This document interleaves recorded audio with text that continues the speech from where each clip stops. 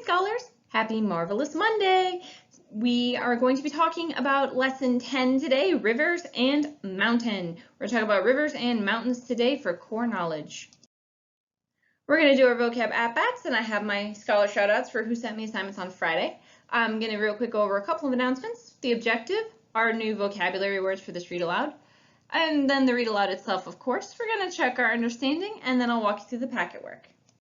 Vocab at-bats. Who's got the word? During the meeting, I used a pen to overturn what was discussed. During the meeting, I used a pen to record what was discussed. 3, 2, 1. The correct word is record. During the meeting, I used a pen to record what was discussed. The cat overturned the bowl of water. The cat recorded the bowl of water. 3, 2, 1. Overturned. The cat overturned the bowl of water, something my cats like to do quite often. Scholar shoutouts from ISU. Number 18 sent me their rough draft on Friday. Thank you, number 18 from ISU. If you want your number up here, just remember to send me that rough draft that you wrote on Friday as soon as you can. And Ashford scholars, shout out to numbers 3, 7, 12, 14, 17, 24, 25, and 27. Those are the scholars I've gotten rough drafts from. If you want your number up here, make sure you send me the rough draft from Friday. Announcements. Please submit pages 79 and 80 to me via text or email. This is for credit. You need these assignments completed, so this will be for credit. And it gets you on the shout out board. If you're already on the shout out board, it gets you a star, like the one up here, next to your name. So make sure you're sending me pages 79 and 80 when you finished, all right? Objective, we learn all about it. I can use a map to check my prediction about Lewis and Clark's journey. A lot of you predicted the route they would take. A lot of you made predictions about their tasks. We'll go over all of that in just a moment. Vocabulary. The first word you need to know is confidently. The first word you need to know is confidently. Confidently means being sure of yourself. She confidently sang the song, being sure of yourself. The next word we need to know is dull. The next word we need to know is dull. Dull means boring. Dull means boring. Remote learning became very dull. And finally, we need to know the word waterfall. We need to know the word waterfall. Waterfall is a place where the river falls down from a high point or over a cliff. A place where the river falls down from a high point or over a cliff. I stared at the waterfall for hours.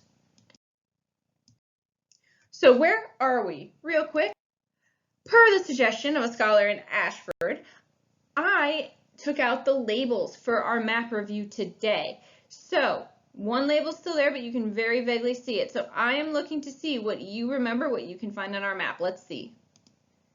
Let's find the Atlantic Ocean. Find the Atlantic Ocean for me in 5, 4, 3, 2, 1. I'm drawing that blue A for the Atlantic Ocean. Next, we need to find the Appalachian Mountains. Ooh, the Appalachian Mountains. 5, 4, 3, 2, 1. I'm going to circle the Appalachian Mountains in yellow. And they're right there. Next, ooh, the Mississippi River. Find the Mississippi River. 5, point to it. 4, 3, 2, 1. The Mississippi River. This is important. I'm going to trace the Mississippi River in a blue line like this. And there's the Mississippi River. Next, I want you to find the Rocky Mountains. Put your finger on the Rocky Mountains. The Rocky Mountains. Find those Rocky Mountains for me. 5, 4, 3, 2, 1. I am going to circle the Rocky Mountains in black. They're right over here. Next, I want you to find the Louisiana Purchase. I want you to point to a rough idea of where the Louisiana Purchase is, and I'm going to draw a great big L in purple after we get there. So, Louisiana Purchase. The Louisiana Purchase is this area in here. I'm going to put a purple circle. It's this area here. All right, this is our Louisiana Purchase. I'm going to go ahead and erase this circle because we need to find a couple more things, but that is a Louisiana Purchase. Now I want you to trace the Missouri River. I want you to trace the Missouri River. The Missouri River branches out from here, like this, and I'm drawing it in red because we've been looking at Lewis and Clark's journey, and it's been outlined in red. Finally, the Pacific Ocean. I want you to find the Pacific Ocean for me. Point to where the Pacific Ocean is. 5, 4, 3, 2, 1. The Pacific Ocean, I'm going to put a P over here. Oops, that's not a very good P. Let me try that again. The Pacific Ocean is right here. It's all down this coast, but that's the best P I can make. That's the most space I have. So the Pacific Ocean is all the way over here. Let's real quick review the 3 tasks.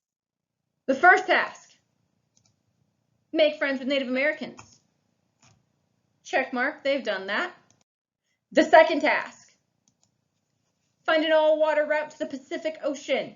They still haven't completed this yet because they haven't reached the Pacific Ocean yet. They haven't quite gotten there. The third task, collect samples of plants and animals they encounter along the way. Check mark, they've gotten some pretty great samples of those plants and animals. So, 2 questions. Who is Sacagawea? Who's Sacagawea? You heard about her last week. Who's Sacagawea?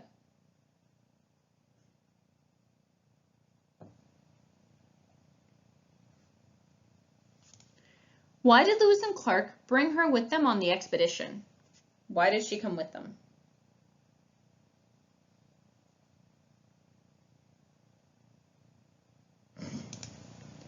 What is a translator? What's a translator?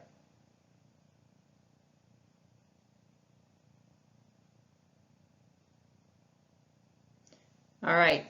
If you weren't sure about any of those questions, that's okay. Real quick, Lewis and Clark brought Sacagawea with them to serve as a guide and translator as they moved further through and past the Rockies. And translator meaning she would be able to take the words that were said to her in Native American and change them to English, change their English words to a Native American language. So she's interpreting back and forth.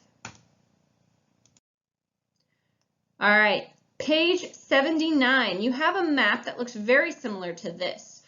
And we've already discussed where they're at, how they've kind of gotten to here. That's where they left off. That's where they spent the winter. That's where they hired Sacagawea and her husband. That's where Sacagawea had her son. And then they encountered grizzly bears and red cedars. So now they're getting ready to move through the Rocky Mountains following the Missouri River. So you're going to trace the path that they take by the end of today's read aloud. And of course, I'll go over that with you in the packet pages at the end. All right. Today, Lewis and Clark learned that they may not be able to accomplish one of their tasks. I want you to listen to find out which task is impossible to accomplish. I think you already know, but I still want you to listen to find out why. The Corps of Discovery had now been on their journey for over a year. Imagine being away from home for over a year. The explorers were very good friends with one another and had learned to depend on one another. One day, John Shields and George Shannon went ahead of the others in a pirogue. John Shields was the blacksmith, and he knew his way around outdoors.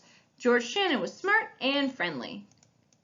Shields and Shannon paddled up the river, talking over the exciting events they'd gone through so far.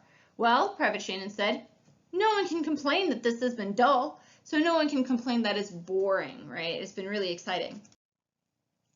No sooner were those words out of his mouth than the tip of their pirogue came around a bend in the river, and they saw a sight that caused them to stop paddling for a moment.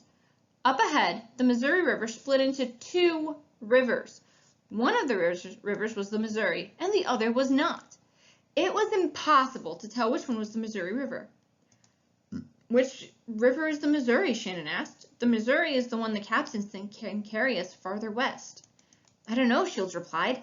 I don't think the captains will know either. We've passed the part of the river our Native American friends told us about, and none of us has seen this part of the country before. Soon, the other boats arrived. Going ashore, Lewis and Clark walked ahead and inspected the two rivers. Clark said, "If we take the wrong river, it may turn too cold for us to travel by the time we're ready to start from here again." So, Lewis and Clark's progress is shown by that red line. So real quick, trace that red line. Make sure your map on page 79 matches that red line. Native Americans told them that the Missouri River ended in the Rocky Mountains. Lewis and Clark knew that they would have to travel by land instead of water to cross the mountains. Because they wouldn't be able to cross the mountains on a river, that meant there was no all-water route to the Pacific Ocean. "We need to find the Shoshone people up ahead so we can buy horses from them," they agreed. Remember, Sacagawea is a member of the Shoshone tribe. But first, they would have to continue along the Missouri River to the Rocky Mountains. Lewis suggested, "The last Native Americans we talked to said that there was a huge waterfall up ahead on the Missouri River. So they're talking about a place where a river falls down from a high point. We need to find that waterfall. Take some men along the South Fork, Clark, and I'll try the North. When they say fork, they're talking about where the river splits. If one of us finds it, that person will know he's on the correct river. We'll meet back here in a few days to see which group has found the waterfall." Unfortunately, when they met back after a few days, neither group had found the waterfall. Lewis had another idea. He decided to try looking for the waterfall by land, rather than following one of the two rivers. Lewis and his men walked for 2 days before they heard what Lewis later described as the agreeable sound of falling water. Following the sound, they came to not just one waterfall, but a whole series of great waterfalls. This was it. They can now figure out which of the two rivers was the Missouri. Lewis sent a man back for the rest of the party. When Clark and the rest of the men arrived at the great waterfalls, however, they found Lewis and his men burying the keelboat and some of their supplies for the trip back. "It's too heavy," Lewis explained. "We need to carry the boats around the waterfalls in order to continue up the Missouri River." Finally, after 11 days of hard work, they left the great waterfalls behind. It was a difficult journey. The river was becoming harder to follow as it narrowed and filled with rocks. On the other hand, Sacagawea was closer to the area where she had lived with the Shoshone. She was now able to guide the Corps of Discovery better because she started to recognize the land where she had lived as a child. The more places she recognized, the more confidently she guided them. So she became more certain of which way to go as she got closer to the lands where she used to live. The Shoshone land, in August of 1805, Lewis told Clark, "I will take 3 men ahead on foot, instead of following this winding river. If we find the Shoshone, we'll return with horses. We can use the horses to cross the mountains. Then we can look for the other river we think flows down from the mountains all the way to the Pacific Ocean." A few days later, Lewis and his men were crossing a meadow when they spied a Shoshone horseman up ahead. Unfortunately, when he saw Lewis and his men, the Shoshone horseman turned and rode away. The 4 men kept looking for the Shoshone.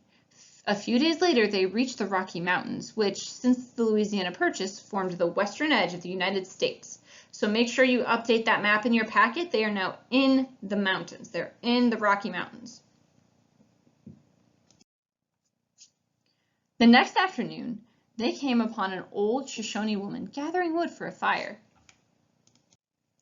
Smiling, Lewis said in English, "We are friends." She did not know English, but understood when Lewis smiled that he was friendly. She led the 4 travelers to her village and introduced Lewis to the chief. The Shoshone had plenty of horses, but the Shoshone chief explained with sign language that the Shoshone did not have much food to share. 2 days later, Clark and the rest of the expedition arrived with Sacagawea. Now, Sacagawea could translate the chief's words. Sacagawea joined Lewis, Clark, and the chief in his cabin. It was dark. The only light was from the fire. With her help, the chief told the captains that his people did not know the way to the ocean, but that a river did run down to it, and that another tribe, the Nez Perce, could lead the party to the river. As she translated this, Sacagawea suddenly cried out. In the shadows of the chief's home, she had not seen his face clearly. Now, as he turned toward the light, she recognized him. The chief was Sacagawea's brother. She threw her arms around him and a rush of words explained who she was. What a joyful surprise this was for everyone. In all the Shoshone lands, Lewis had stumbled into the village of Sacagawea's brother. Now the chief said, "My sister, I will help you and your friends get all the horses, supplies, and guides you need in order to complete your journey."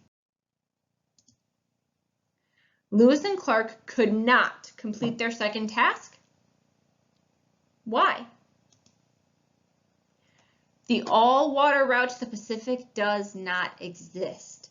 So they can't complete their second task because the all-water route does not exist. The Missouri River, they couldn't keep traveling on it, and now they have to travel overland to find another river to take them the rest of the way. So they have to cross the mountains on foot by horse. Check my understanding. How did Lewis and Clark cross the Rocky Mountains? By boat or by foot?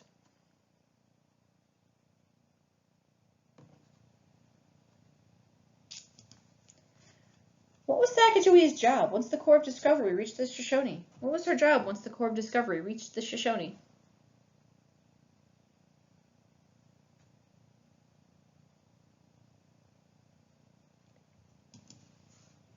Who was the Shoshone chief? Who was the Shoshone chief?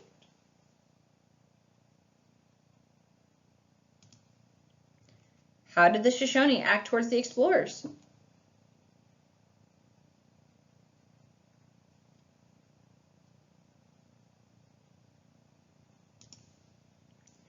Where did Lewis and Clark and the Corps of Discovery still want to travel? Where do they still want to go?